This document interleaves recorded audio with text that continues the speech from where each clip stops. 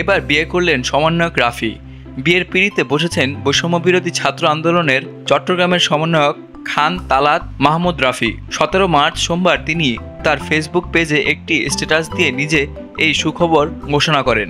স্ট্যাটাসে খান তালাত মাহমুদ রাফি লিখেছেন, আলহামদুলিল্লাহ, নতুন যাত্রায় আপনাদের দোয়া একান্ত কাম্য। তার স্ত্রীর নাম জান্নাতুল ফেরদৌস, যাকে নিয়ে তিনি এক নতুন জীবনের পথে এগিয়ে যাচ্ছেন। বিয়ের খবর প্রকাশিত হওয়ার পর রাফির বন্ধু, সহযোদ্ধা এবং অনুসারীরা তাকে শুভেচ্ছা জানাতে শুরু করেছেন। সামাজিক যোগাযোগ মাধ্যমেও তার নতুন জীবনের জন্য অনেক শুভকামনা এসেছে। অনেকেই রাফির সুখী জীবন কামনা করছেন এবং তার নতুন যাত্রাকে স্বাগত জানিয়েছেন। প্রসঙ্গত, খান তালাত মাহমুদ রাফি একজন বিখ্যাত ছাত্রনেতা এবং সমাজকর্মী। তিনি কোটা সংস্কার আন্দোলন এবং বৈষম্যবিরোধী ছাত্র আন্দোলনে অন্যতম প্রধান সংগঠক হিসেবে পরিচিত। ছাত্র আন্দোলনে তিনি অনেক বড় অবদান রেখেছেন এবং দীর্ঘদিন ধরে তিনি দেশের বিভিন্ন জায়গায় ছাত্রদের অধিকারের জন্য সংগ্রাম করে আসছেন।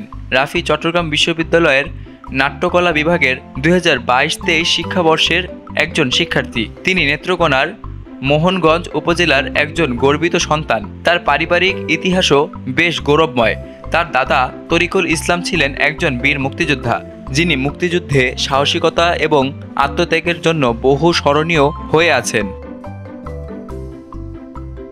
নতুন জীবন শুরু করার পর রাফির সামনের পথটি আরও রঙিন এবং সমৃদ্ধ হবে, এটি নিশ্চিত।